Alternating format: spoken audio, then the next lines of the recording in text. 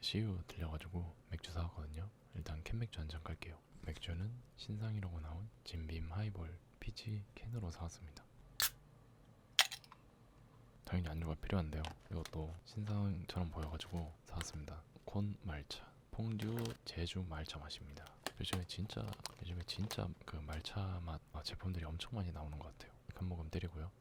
자, 오늘은 제가 요즘에 읽는 책에 대해서 한번 얘기를 해보려고 합니다. 뭐 아시는 분들 아시겠지만 저는 저번 북커버 소개 영상에서도 말했듯 대중교통을 하면서 책 읽는 거를 좀 습관들이고 있습니다. 그래서 요즘에도 이제 회사로 출퇴근을 하면서 멍하니 폰만 보고 있기보단 책을 열심히 읽고 있습니다. 그래서 오늘은 좀 책에 대해서 제가 요즘 읽고 있는 책에 대해서 좀 말씀드려볼게요. 실제로 출퇴근하면서 책을 읽으니까 되게 좋더라고요. 벌써 10월 중에도 책을 2권이나 읽었고요. 출퇴근하면서 점점다리로 읽어가지고 벌써 2권이나 읽었고요. 어쨌든 요즘 읽고 있는 책 첫 번째로는 월급쟁이 재테크 상식 사전이라는 책을 이거는 교보문고에서 구매해서 읽고 있습니다. 지금은 좀 열심히 읽다가 지금은 이제 좀 대출해온 책들에 밀려서 좀 우선순위에서 밀려났는데, 왜냐면 이건 구매한 거니까요. 제가 구매했으니까 반납을 안 해도 돼서 좀 잠깐 쉬고 있는데, 이 책으로 말하자면 약간 고민을 좀 하다가 정기적인 월급을 벌기 시작했으니까 당연히 좀 잘 굴려야겠다, 이 돈을 이제 흥청망청 쓰면 안 되고 잘 굴려야겠다라고 생각을 해서 좀 고민 끝에 직접 사한 책이고요. 이거는 사회 초년생이나 이제 금융이나 투자의 재테크에 대해서 전혀 모르는 사람을 위해서 좀 쓰여진 책이기 때문에 되게 쉽게 나와 있습니다. 뭐 동공부부터 예적금, ISA, 요즘 말 많잖아. ISA 계좌부터 코스피, 뭐 나스닥, 보험, 내 집 마련 뭐 이런 거까지 사실 잘 모르기 때문에 이 책을 선택했고, 근데 벌써 이렇게 많이 책갈피를 해뒀습니다. 이것만 잘 읽어도 사회 초년생 수준에서는 나름 경제 공부를 잘했다라고 생각이 들 수 있을 것 같아요. 저도 이 책을 보고 이 계좌를 빨리 만들어야겠다라는 확신이 들어서 실제로 한 2, 3주 전인가 이 계좌를 개설하기도 했고, 여러분도 혹시 관심 있으시면 이쪽 분야의 책을 읽으시거나 하면 좋겠다라는 말씀입니다. 아무튼 요즘에는 사회초년생 재테크에 관련된 책도 하나 읽고 있고요. 그 다음은 이거는 다 읽은 책입니다. 직접 구매해서 다 읽은 책인데, 나는 스타벅스에서 그리스 신화를 마신다 라는 책이었습니다.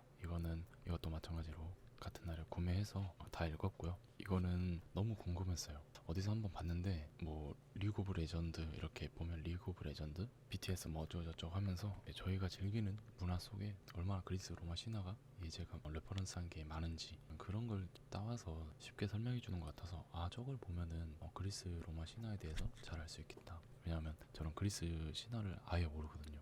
어릴 때 그 유명한 만화도 거의 안 보고 있어가지고 그리스 신화를 알아가보고 뭔가 이 책을 읽으면 쉽게 또 재밌게 알 수 있을 것 같아서 구매를 했고, 결론적으로 말씀드리면 돈 주고 산 게 너무 아깝습니다.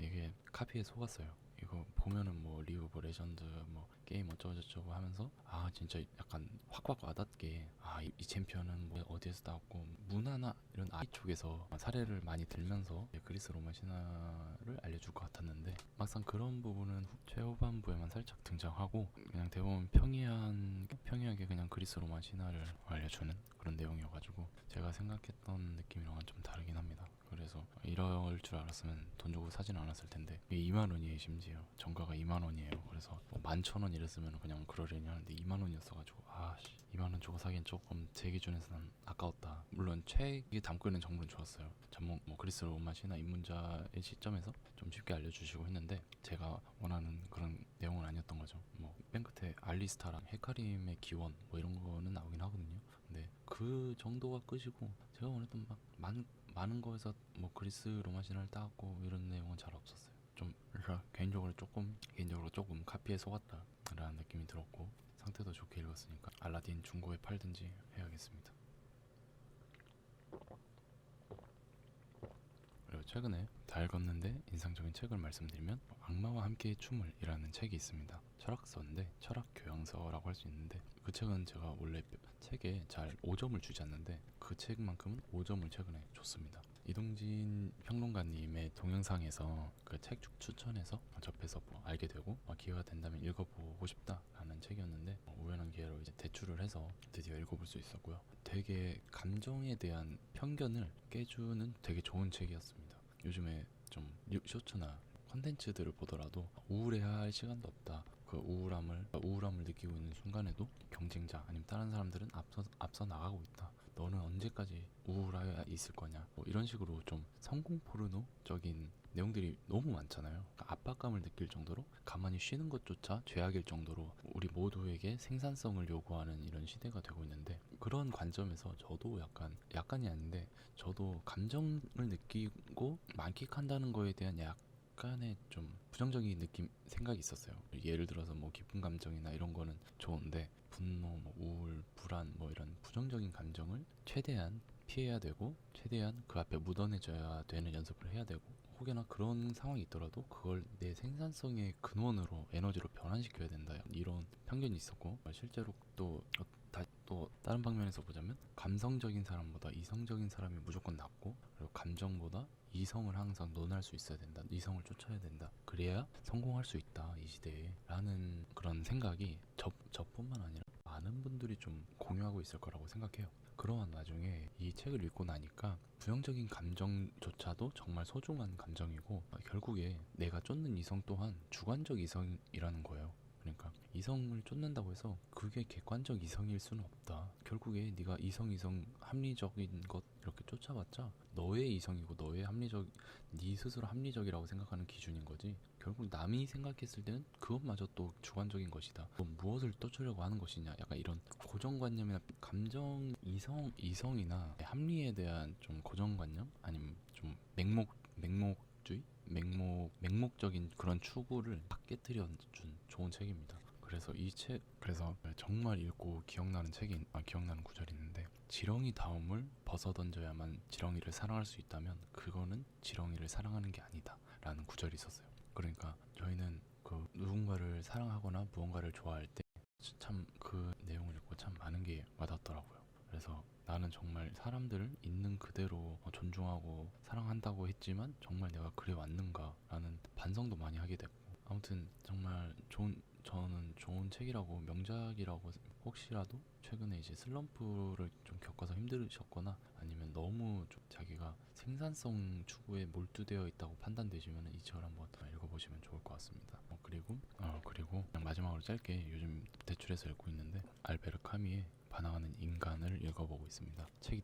드럽게 두껍네요 이거. 근데 알베르 카미 책이 원래 되게 어렵거든요. 저도 많이 읽어보진 않았지만 이방인이랑 페스트를 읽어봤어요. 근데 그거 두 개마저도 되게 뜨문뜨문 어렵게 울며 겨자 먹기로 읽었던 기억이 있습니다. 하지만 읽고 나니까 되게 좀 성찰을 주더라고요. 그래서 물론 뭐 저도 항상 의식하는 게 경제 교양, 뭐 지식을 쌓아주는 이런 책도 읽는 게 중요하지만, 또 소설도 이렇게 중간중간 섞어줘야 감성적으로도 좋다고 해서 의도적으로 가끔 소설을 이렇게 또 찾아보고 있습니다. 이게 소설이, 저도 과거에 그랬지만 소설을 도외시하는 분들이 더러 있습니다. 이게 자기계발서나 뭐 지식서 이런 거는 읽으면 나한테 뭔가 쌓이는 느낌이 들고 내가 뭔가 알아가는 느낌이 들어서 그런 거는 되게 괜찮은데, 이런 소설 같은 거는 읽어서 남는 게 없는 느낌이 들고 그걸 읽는 시간이 좀 아깝다는 생각이 저도 과거에 들었거든요. 그런데 이것도 아마 이동진 평론가 분이 하셨는지 기억은 안 나지만, 소설을 읽는다는 게 결국 남의 인생을 대신 살아본다는 거거든요. 소설을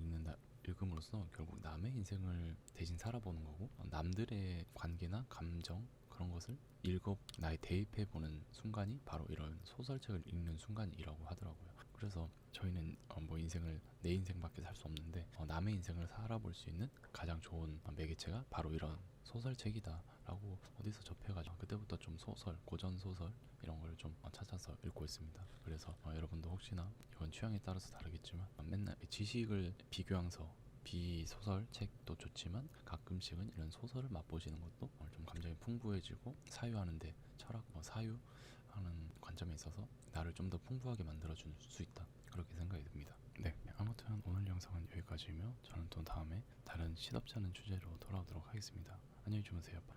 그러면 다음에 봐요.